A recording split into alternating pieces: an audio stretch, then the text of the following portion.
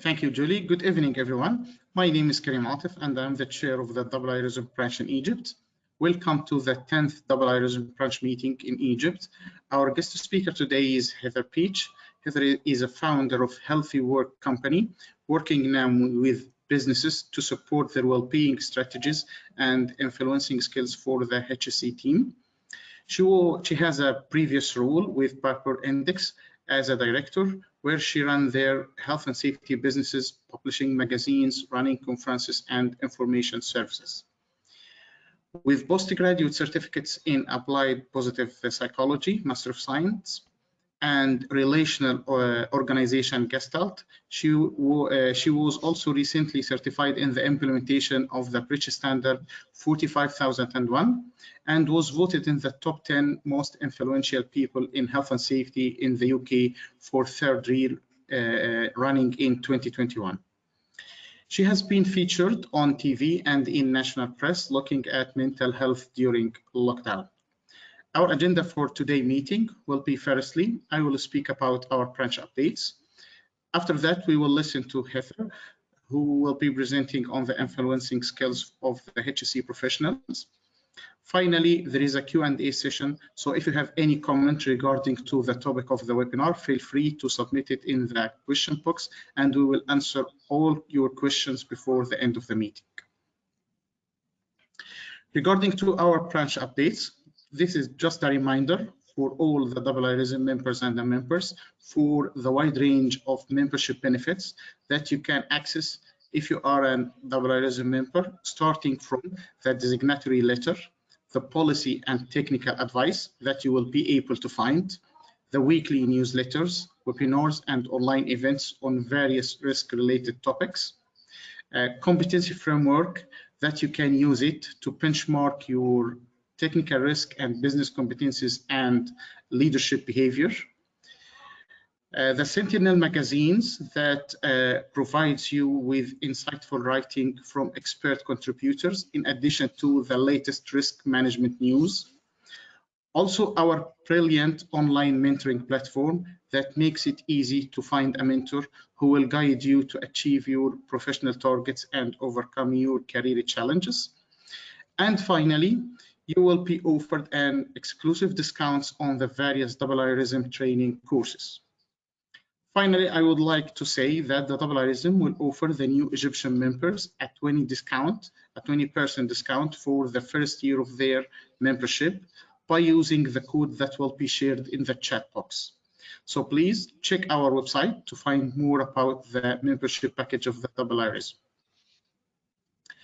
Regarding to the future branch meetings, the IIRSM Egypt branch meetings, as usual, will be delivered on monthly basis. So the next meeting will be on the 13th of September. The topic and the speaker will be confirmed shortly. Regarding to the CPD and training opportunities, first, you can speaking about the international branch meeting. There will be 4 upcoming international branch meetings delivered in August. The first one is the UAE branch meeting, which will be actually will be tomorrow. Kevin Coleman will be presenting on the incident investigation. The second meeting is Pakistan branch meeting, which will be on the 23rd of August. And the third one is India branch meeting, which will be on the 24th of August. The fourth one is Europe branch meeting, which will be on the 25th of August. Jennifer Tham will be presenting on people stress-related risks. And regarding to the UK branch meetings, there will be 3 upcoming UK branch meetings that will be delivered in August. The first one is Southeast branch meeting, which will be on the 18th of August. Jamie Forsyth will be presenting on mental health, resilience, and hope. The second one is Ireland branch meeting, which will be on the 22nd of August.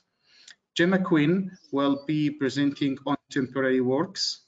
And the third one is also Southeast branch meeting, which will be on the 23rd of August. Matthew Scott will be presenting on making Kent safer, set the priorities for Kent Police for the next 3 years. So you can visit the IIRSM website to find out more information about the mentioned meetings, along with how to register for those meetings. So that's the update regarding to our branch. Now I will hand over the meeting to Heather, who will be presenting on the influencing skills of the HSE professionals. Thank you so much, Kareem. Thank you. And I really would like to extend a very big thank you to you and to the IIRSM for inviting me to speak today. I'm really, really honoured to be here. I love the IIRSM as an organisation. I think they're fantastic. And it's great to be able to be with a branch which is relatively new as well. So we're going to be speaking today about something which I think is so important, which has been largely ignored in traditional education for health and safety professionals. Many of you will have done your NEBOSH certificate, perhaps your NEBOSH diploma, and actually within that, one of the most critical aspects of being a health and safety professional is not really examined, and that is the influencing skills aspect.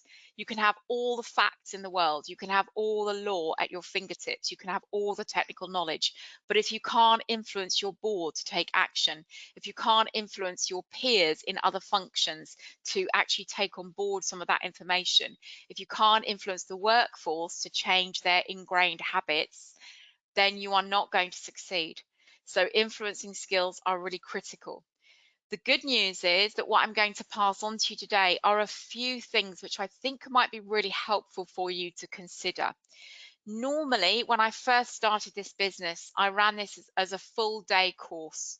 We used actors and we showed how a scenario where influencing is used and it doesn't work very well. And we showed how it could be used to greater effect. It's called forum theatre, where you give feedback to the actors. And that is a fantastic means of training. But here we have just an hour for you today. So I've really honed in on the things that I think will be most helpful to you.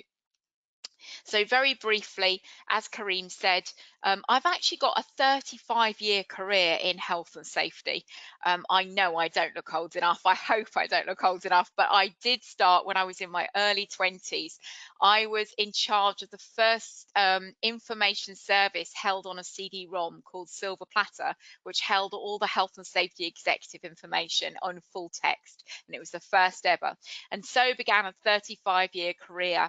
I also founded Women in Health and Safety, and then I started this business 5 years ago because I really wanted to support health and safety professionals in some of the aspects which were less supported within traditional education, so influencing skills and managing well-being in your organisation. So both of those two are aspects which I specialise in.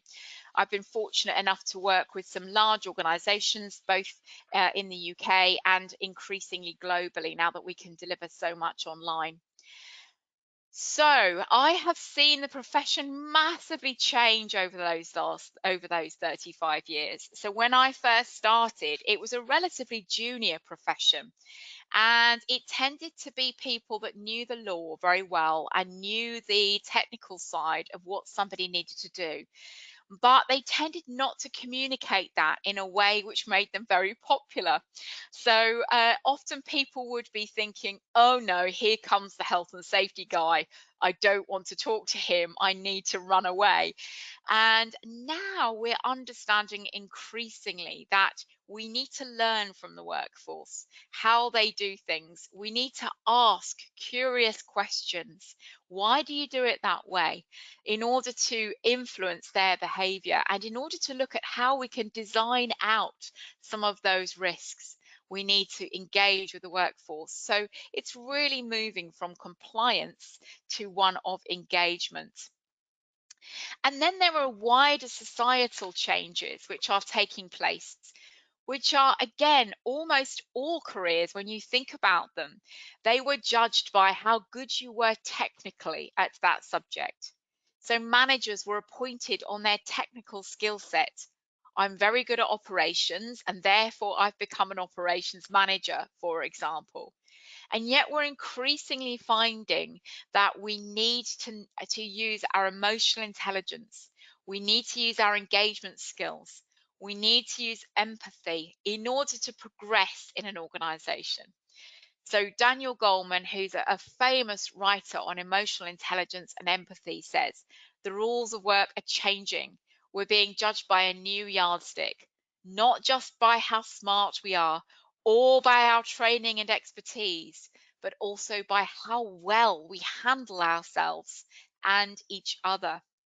And I like that little graphic, that little cartoon there, because that's kind of the old style influencing, isn't it? I finally persuaded Derek to take a holiday, and actually she's put him in a box and forced him to do that. And that's what we want to avoid, isn't it, as far as possible.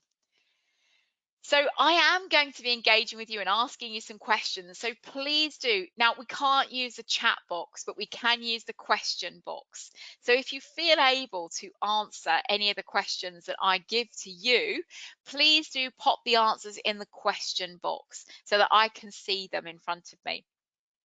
So let's first of all look at what is influence. So here's a definition. Influence is, says Nicole Soames, the ability to leverage your emotional intelligence to communicate effectively so that you make it easy for the person to say yes. That's what we want to be getting to, isn't it? Making it easy for the person to say yes. And here's a longer one from that Daniel Goleman. Influence is a social competency necessary for any leadership style. So if you want to be a health and safety leader, you need to know about influence. It can be done in a way that is meaningful and effective or fraught with resistance. Leaders competent in influence will gather support from others with relatively ease, creating a group who is engaged, mobilized, and ready to execute on the tasks at hand. So when we think about the profession, do you think, and please do pop your answers if you feel like answering, do pop them either privately to me or to all in the question box. Do you think the health and safety professional's role is primarily to detect and correct, or inform and advise, or enable and learn? Does anybody have any views on that they'd be prepared to pop in the chat box there? What do you think? Do you think that perhaps it was a journey where it used to be detect and correct, and then perhaps it moved to inform and advise, and now it's more about enable and learn? Or yeah, so thank you. We've got Abdul Rahman who says it's about enable and learn. There may be circumstances under which that isn't appropriate. Support and guide. Oh, nice. So we've got a different definition there from Keith. So that's that's more like inform and advise, isn't it? And Paolo says it's all of the above. That's very interesting. And I don't disagree with that as well, because there are situations in which actually it probably is relevant to detect and correct. Where might it be appropriate to tell someone what to do as opposed to influence them? So I'd like to leave you with that question you can think about. It's not always that we can go up to somebody and ask them questions and lead them to an understanding of where we want them to go, is it? Sometimes, for example, it's an emergency, we need to tell them. And in that case, we're more in the detect and correct mode, aren't we? But enabling and learning is a really nice way of looking at the profession. And if we're enabling and learning, we are going to be more using our influencing skills than if we're in the detect and correct mode. Now, I'm going to ask you a poll here. I'm going to ask you, where do you struggle most to influence? Is it your board and your senior team? Does it most difficult to influence them? Is it your peers in other functions that actually have a massive impact on what you do? Or is it just the general workforce? So I'm going to launch that poll now. If you wouldn't mind just clicking on one of the answers, and let's see what you think is the most difficult to influence within your organization. Or perhaps you find it very easy, but you just want to talk generically about how sometimes it can be difficult. We've had a few of you vote. We've got a few more votes we're looking for to come in. Just if you wouldn't mind voting now, and then we can get a good representation of what you all think. I'm just going to give you another 10 seconds just to vote on that. Is it your senior leadership team? Is it your peers in charge of other functions? Or is it the workforce? Right, we've had about half of you vote, so I'm going to close the poll and share the results. How interesting. How interesting. So actually, many of you find it actually easier to influence your senior leadership team. It's your peers in charge of other functions which are more of a struggle, followed by the workforce. That's very, very interesting. Thank you for answering that poll. So I'm going to, hide the results now? There we are. So there are many, many different models. When we look at persuasion, when we look at influencing skills, there are loads of books that have been written. There are lots of different models. When I run this as a day's course, we look at more than one. So we might look at Cialdini, for example, who has 6 factors of influence. But this is a nice, easy model, which kind of really, I think, makes a lot of sense. So when we're talking about persuasion, we need to be thinking about 3 aspects to what we're trying to communicate. The first is our credibility, our character. We need to generate trust. So generally, people are more likely to buy into somebody if they trust that individual, if that individual is credible. So having the job title that you have, having the qualifications that you have, following through on things that you say you will do, all of those things will be generating that character, that trust, that credibility. That is the first aspect. The third aspect we're going to go to before we go to the one in the middle is logos, and that is the logic, the evidence, and the consistency. Those for health and safety professionals have always been pretty straightforward because we have lots of facts and figures at our fingertips, don't we? We have the law, we know the law, we know what the technical guidance says. So we have that logic, we have that rationality already in place. But the third one is more difficult because where we need to be when we're using pathos or pathos is our emotions, in getting them emotionally involved, using their imagination, using our imagination. So when we have those 3 elements mixed together, then we've got a powerful combination for influence.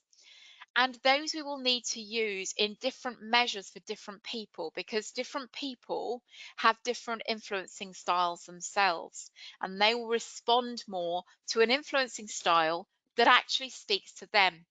So if you are speaking to somebody who likes rationality, who likes, facts and figures, you're going to be thinking about how you can share those facts and figures that are directly relevant to them.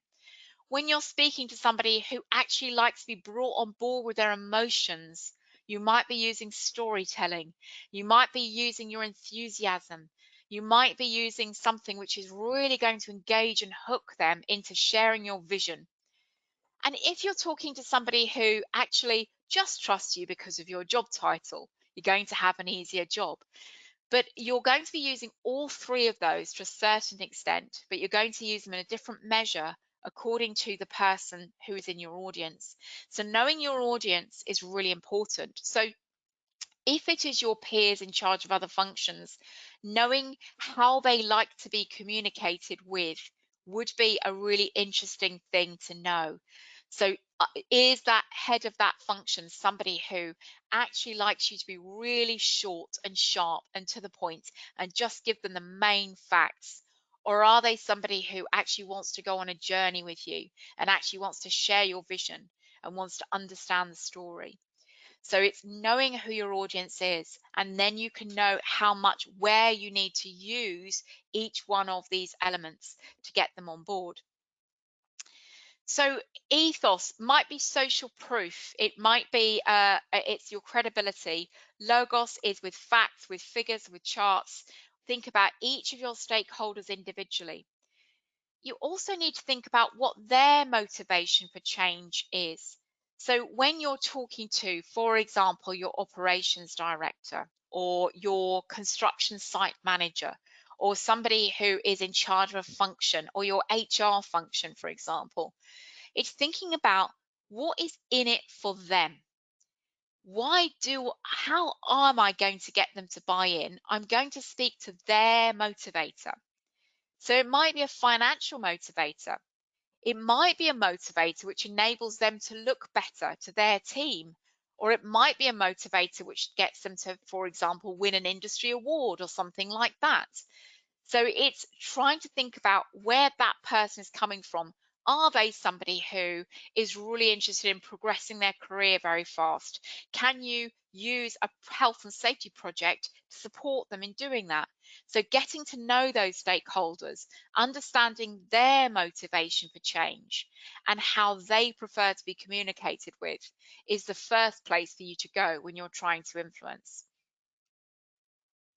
And then we think about the type of communication method that we're going to be using. So this is again something that we need to flex for the specific audience. So we need to be thinking about, how does that person like to be communicated with? We all know that person on our team who likes to know every single piece of information.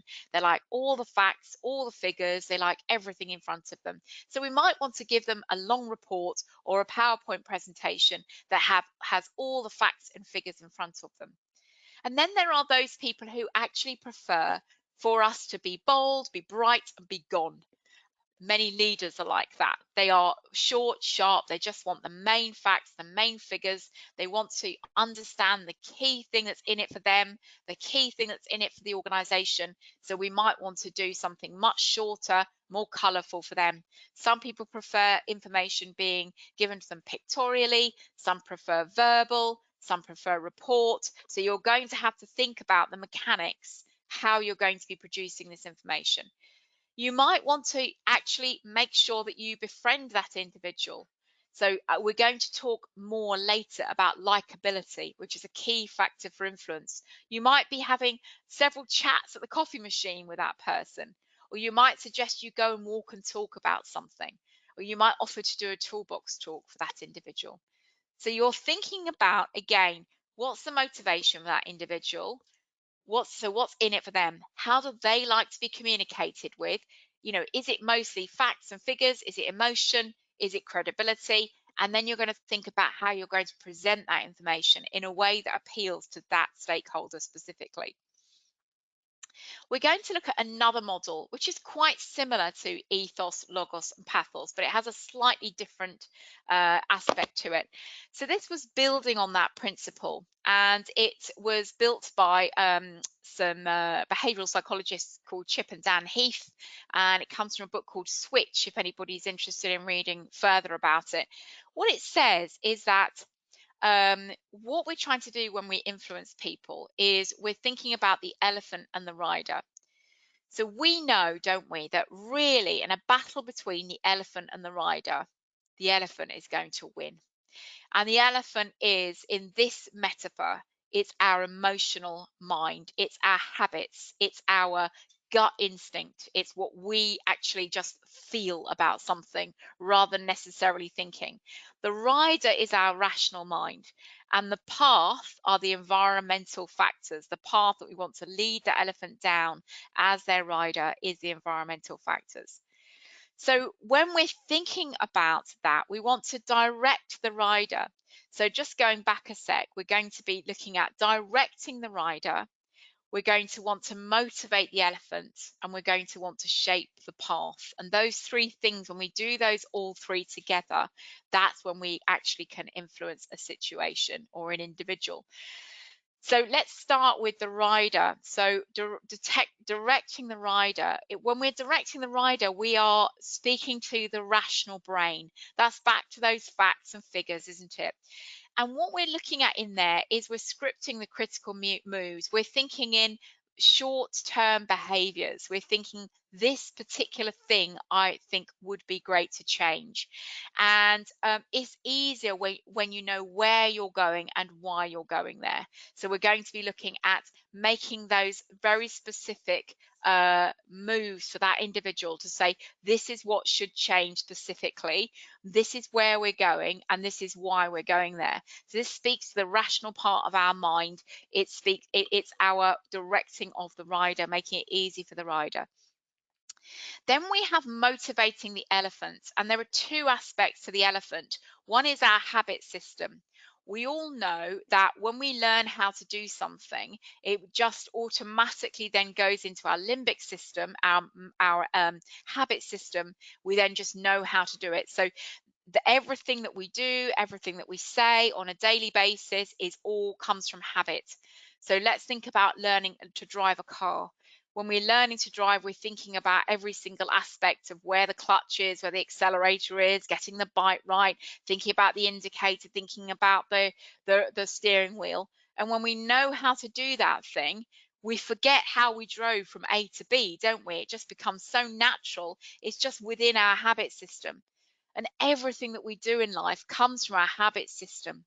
So what we're trying to do is make something habitual for that individual, make it very, very easy for that person to do on an ongoing basis. And we also want to find the feeling, because the elephant is motivated. Our limbic system is motivated by our feeling. So knowing something isn't enough to cause change. We need to make people feel something. This aspect we're going to look at in more detail, because this is the piece where I think that we can learn as health and safety professionals, is about motivating the elephant. Shrinking the change, so breaking down that change. So we know we're going to do this today, this tomorrow, this the next day, and then it doesn't spook the elephant anymore. It's a bit like saying to you, I'm going to lose 3 stone in the next year. But actually that's really scary. But if I break that down into, I'm going to lose ½ a pound a week, that sounds much less scary, and it doesn't spook the elephant quite as badly. And then when we're also speaking to the elephant, we're speaking to that identity. We're speaking to the fact that we belong to an organization, to a tribe. We want to cultivate that sense of identity and instill the growth mindset. So when things go wrong, we're going to want to say, what have we learned from this? So a lot of this is going to come from you and your ability to communicate and ability to get people on board by getting them to involve from a feelings perspective. So we've got the feeling side, and we've got the making it small changes at a time, so that we can make it easier to form habits, because habits are formed by very small 1% changes. So motivating the elephant is the critical thing, I think, for health and safety professionals to look at moving forward. Shaping the path. I'm not going to talk too much about shaping the path, because this is something you're already familiar with. It comes from nudge theory. So it says that if we make it easier for people to do what we want them to do, we create a path. Just like I was at Keolis Amy Docklands last week, they have out in blue, they have actually literally painted blue, they have the path that you have to follow to avoid the forklift trucks. And that is basically what we're aiming to do, is in similar terms, make it really easy for people. So when that behavior is habitual, it's free, it doesn't tax the rider. So we're looking for ways to encourage those habits. It might be from a well-being perspective, we might look at, providing really nutritious choices in the canteen, because it makes it easy for that individual to eat healthily if they have those things available to them. So this is literally looking at the environment, shaping the path, making it easier for that individual to comply with what we're asking them to do. So let's just revisit that for a moment then. We're looking at giving very clear instructions to the rider, where we're breaking the change down. We're telling them where we're going and why we're going there. Then we're motivating the elephant by helping people to form habits which are more helpful. And we're trying to generate the feeling around why we need to change, what's going to be in it for them. And then finally, we're going to be creating the environment to make it easier for them to change, to make their habits easier.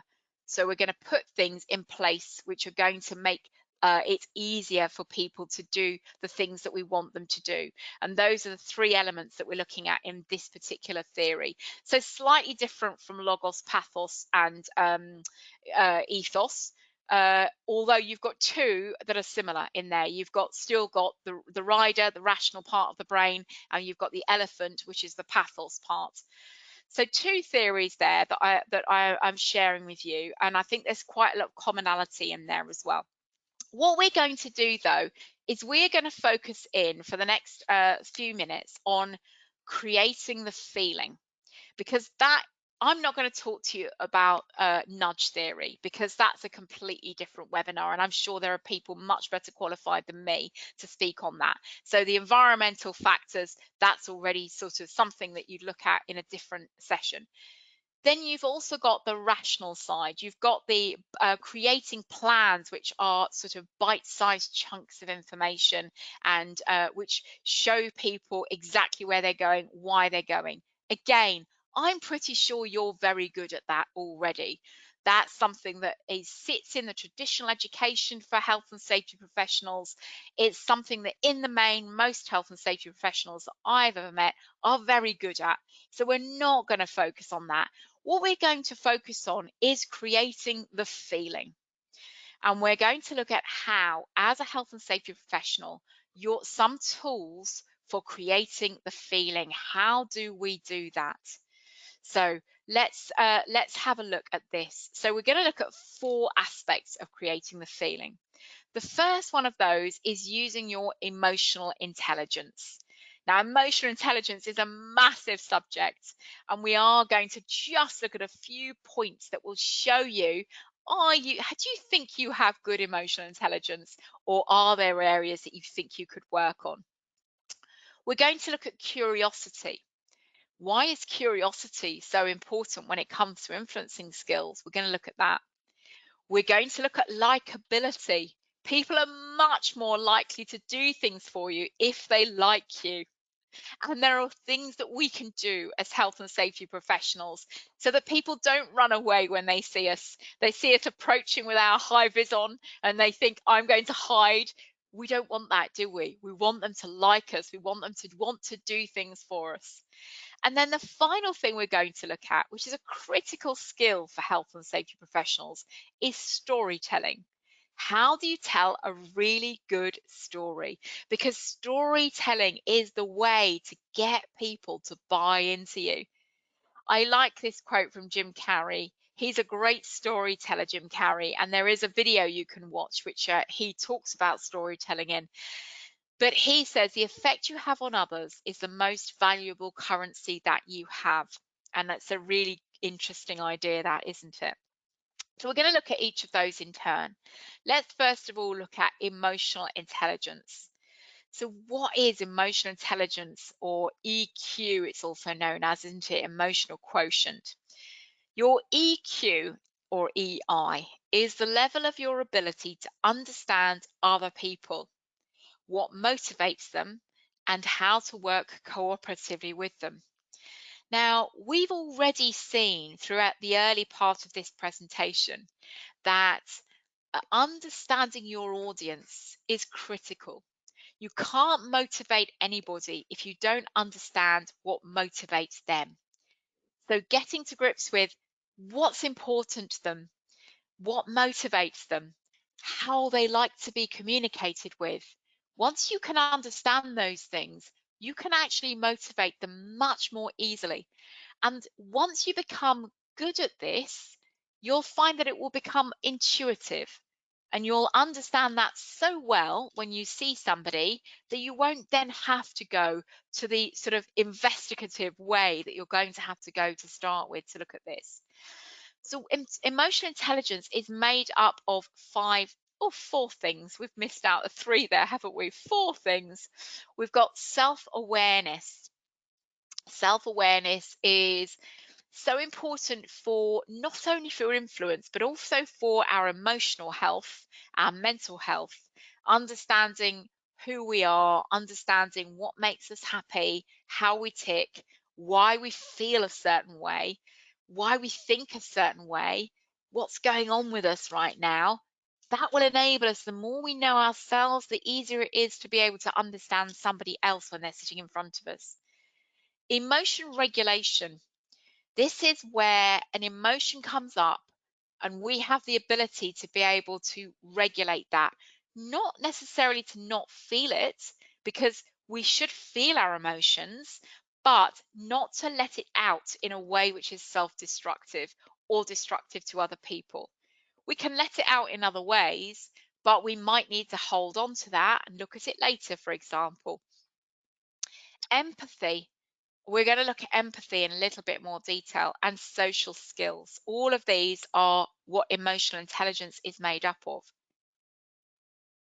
So signs that you might need to work on your EI, on your emotional intelligence, if you often find yourself getting angry and venting. I'm sure most of you are not like that, but if you were somebody that often found yourself getting angry, that you might need to work on your emotional intelligence. Do you find it difficult to persuade those around you to a point of view? Or do you just know you're right and everyone should just listen to you? Why won't they listen to me? These are ways that you could describe yourself, then you might need to work on your emotional intelligence. Do you find it difficult to describe what you're feeling? Or do you get easily offended or hold grudges? Or a dead giveaway?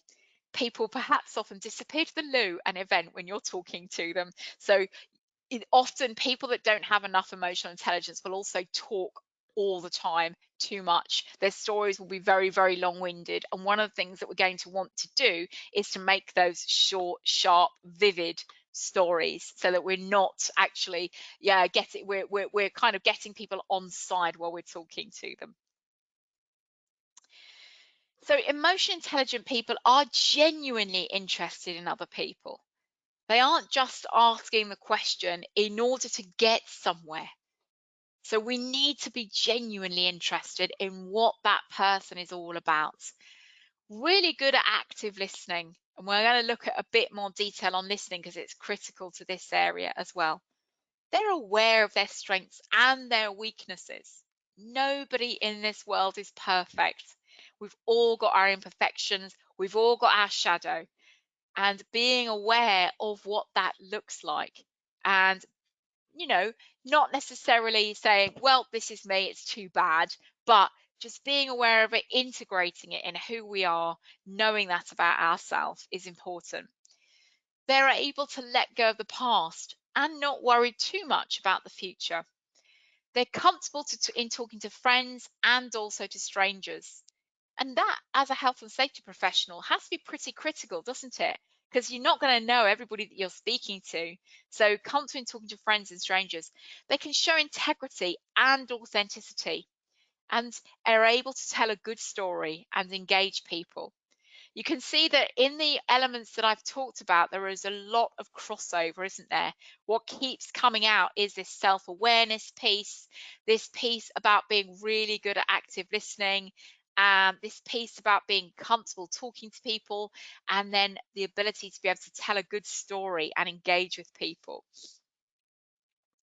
So why is curiosity really important?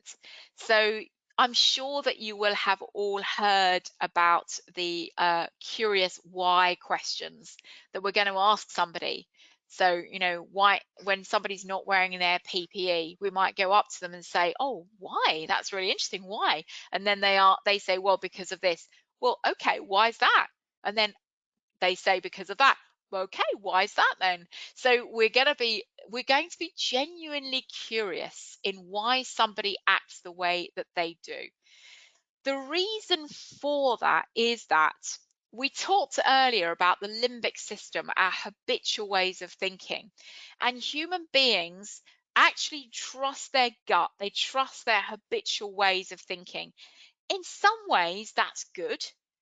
But in other ways, what it does is it shuts us off to new ways of thinking, new ways of looking at things, because our gut says something. Our gut says a certain thing is right or a certain thing is wrong. And then we actually then look for evidence to actually agree with what our gut says. So it's very difficult to change somebody's ways. You can't give them facts and figures. You need to be curious about why they think the way they think or why they do what they do. Because unless we're curious, we're just going to be bombarding them with our opinion. We're going to be bombarding with what they should do according to what we think, and we're not going to get them on side. So we might be saying something like, oh, that's interesting. Why do you think that? Or, oh, I notice you do it this way. Why do you do it that way? We might even learn something. We might learn that actually a system or a risk assessment that we put in place actually doesn't work in the way that the work works. So if we're genuinely curious about why people do what they do in the way that they do it, we might learn something ourselves as well as potentially teach them something. We've got curious why questions, and with all of these things, listening skills are absolutely paramount. So when it comes to listening skills, we have to make a big effort as human beings because we're not very good at this. We generally want to be talking, not listening. And we also want are answering their question in our head, or we're thinking about what we're going to say next, as opposed to genuinely listening to that person. So genuinely hearing what they have to say. So quite often we're at level 1. We're actually tuned out. We're pretending to listen. We might have perfected that look in our eyes that says, oh yes, I'm listening to you, or that nice nod, or that interesting, but we're actually tuned out. It's cosmetic. Level 2 is selective listening. We've got divided attention. We might be having an eye on our phone, or watching somebody pass by, or thinking to ourselves, I've got another meeting coming up, I hope you're going to be quick. And then level 3 is when we're really tuned into that individual. We're really attentive and we're really empathetic. That is when true connection occurs with that individual. And when somebody is connected with you in that way, they are far more likely to want to do what you want them to do. And that is a huge tool for influence. And that's also when we're picking up what's going on underneath what they're saying. We're picking up the communication in what they're potentially not saying. We're understanding what motivates them. We're understanding then how we can use that in order to bring them on side, in order to bring them around to our point of view. This takes real effort. And it's something that we have to work on for years to get better at, because we're not necessarily designed as human beings to do this very well. We're designed to kind of listen to something, think about what we're going to say next, try to solve their problem for them, and say that and talk to them. So being a really empathetic listener, it can be hard work, but it's really, really worthwhile at the end of the day. Likability. Now, this is an easy one for you guys. I know it is, but it's one that perhaps we don't think about often enough. Being likable will really ensure that people will want to help you out if they possibly can. So that could just be being friendly, you know. It could just be being the guy that always goes in and asks after people's kids, or their other halves. Or it could be, asking about everybody's weekend, always being smiling. Reciprocity. This is an interesting one. This means just giving people something before you ask for something back.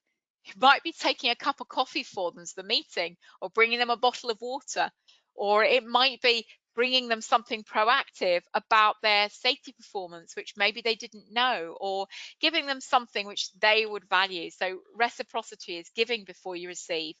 And then we come back to that listening piece again, because likability is generated by genuine interest in other people. We're going to have a brief look at storytelling now before we close. Now, as I said to you, this is normally a whole day that we build around this, and we give people an opportunity to tell a story. We video them, we train them in storytelling first, but here's just a very brief outline of what we're looking for here. We want to be having a basic structure to our story. So we want to be talking about we want to know where we want to get to, have an end in mind, and there needs to be some kind of struggle involved, some kind of obstacle that we overcame. And storytelling and health and safety is really critical, because we could be talking about something that went really, really well, or we could be talking about something that went really badly. And we can really engage people's emotions when we're storytelling. If we tell it in a vivid way, we can engage their emotions. So here's a few thoughts about storytelling. So you might hook your audience to start with. You'll never believe what happened. Now I'm going to tell you a true story, or the worst thing ever happened to me. This is the worst thing you're ever going to hear. Paint the scene, get animated and enthusiastic, bring the energy. You're there again. Try to imagine yourself back in that scene. You know, you might be able to you use vivid and emotive language. Can you imitate the accent of the person, or can you pretend to be that individual, or use different characters to bring that scene alive? Be authentic and emotional. You might find that it brings up emotions for you if you're doing a really good job. So being emotional too. And then, why are you telling this story? Have a purpose. What are you trying to convince them of? What's the point of this particular story that you're going to be telling them? What are you trying to tell them to get them to do? And give them small, quick chunks of information rather than very long sentences and very long thoughts. Now, I have asked Julie to put the Mark Kinneborough one in the chat box for you, or send it out afterwards. I think she's going to do. We have run this on several occasions, and we ran it with Lang O'Rourke once. And I really liked this story that Mark Kinneborough has told.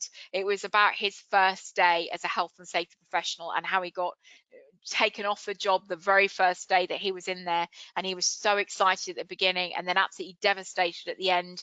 And the whole point of the communication was that somebody made his life very, very awful by communicating with him in a really awful way when it could have been handled so differently, and then somebody rescued it at the end by making it okay with him.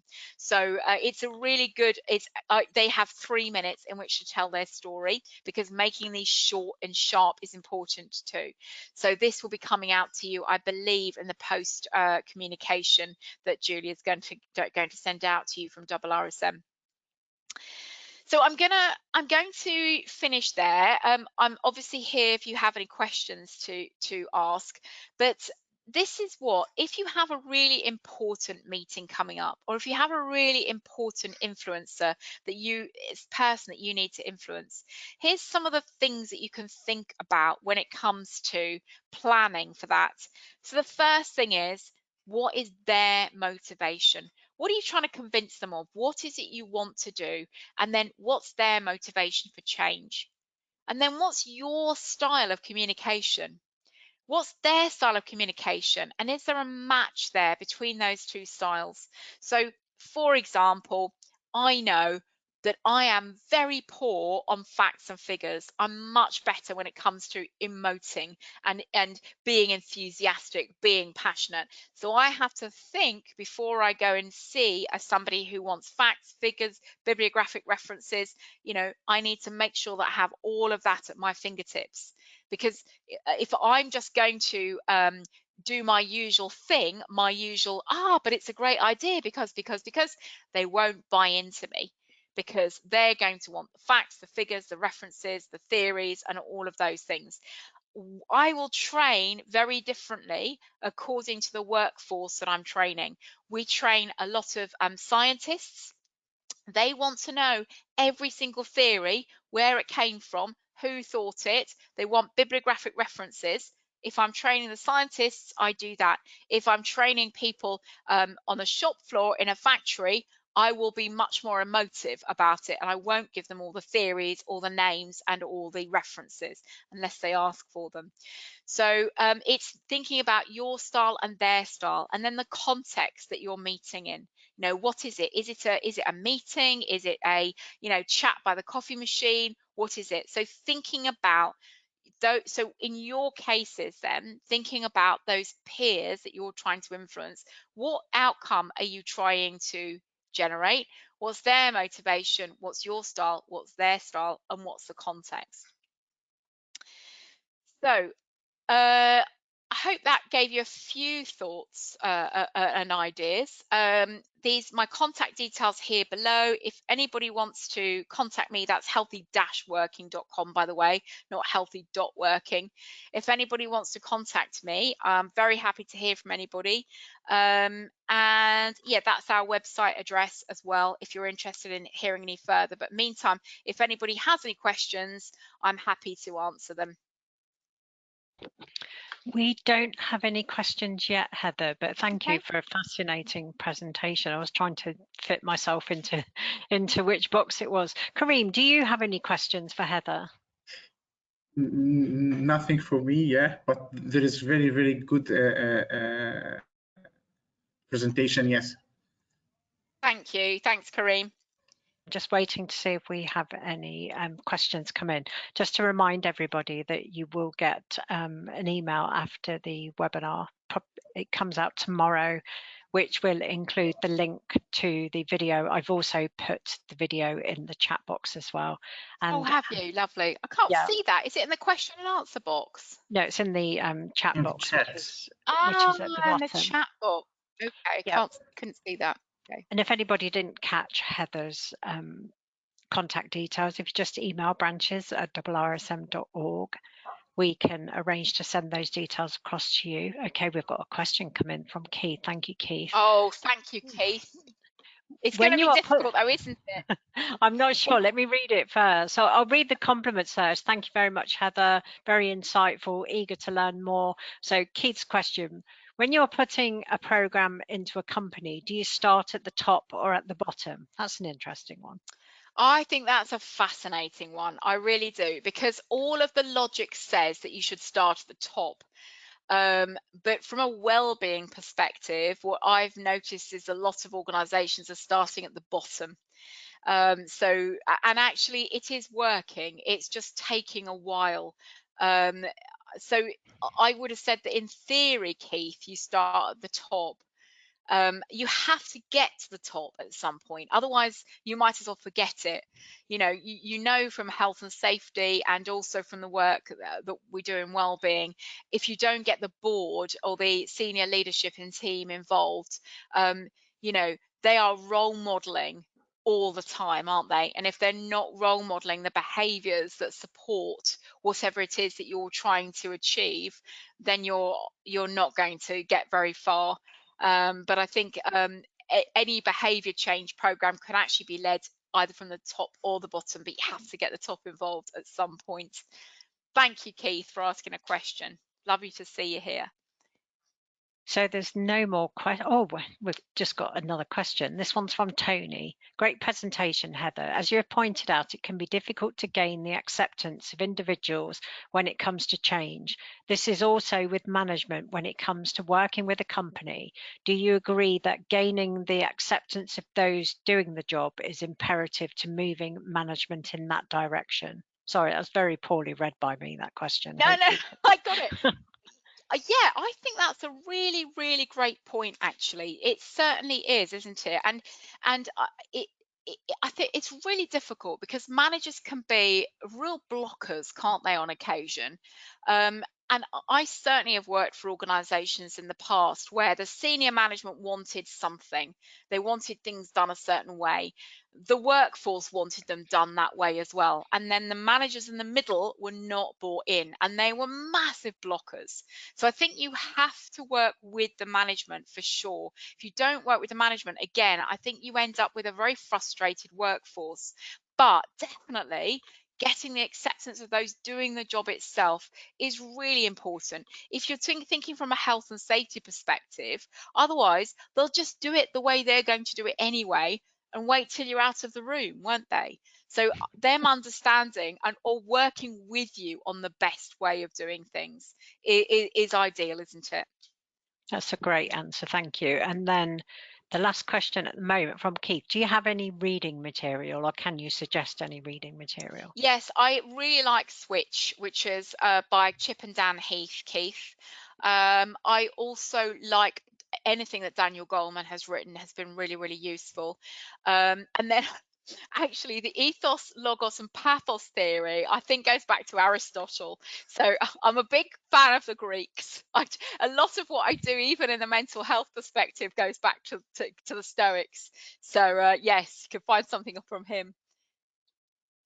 Great, thank you, Heather. So with no more questions, I'll just hand over to Kareem for the closing comments. So I would like to thank you everyone who attends our branch meeting and hope to see you in our next or future meetings. Also, I'd like to thank you, Heather, for accepting our invitation to speak in our today meeting. Also for your great presentation for today, yes. Pleasure. Thank you very, very much for inviting me, Kareem. I'm very honoured. Thank you. Thank you, everyone. Have a good evening. Thank you. Bye.